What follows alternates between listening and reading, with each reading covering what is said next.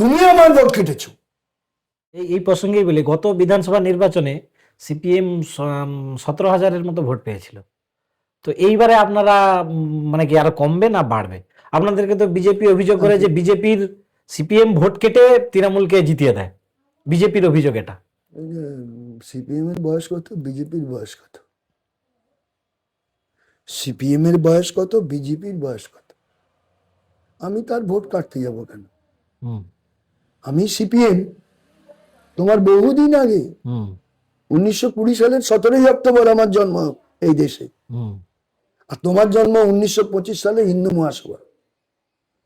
সেই হিন্দু মহাসভা কনভার্ট হলো 1948-49 52 বিধান জেনারেল ইলেকশনের আগে জনসংঘ।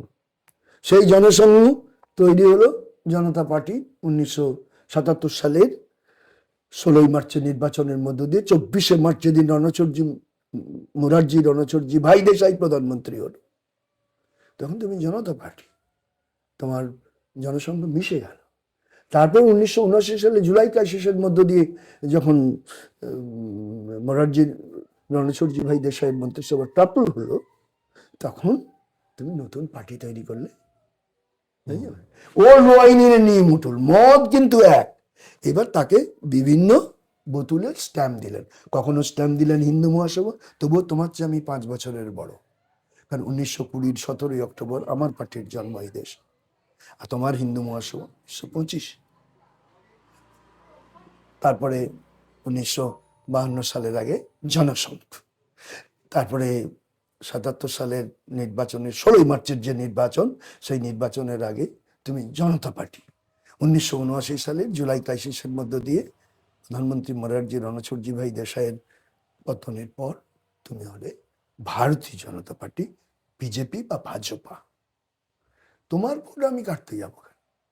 তুমি আমার ভোট কেটেছো।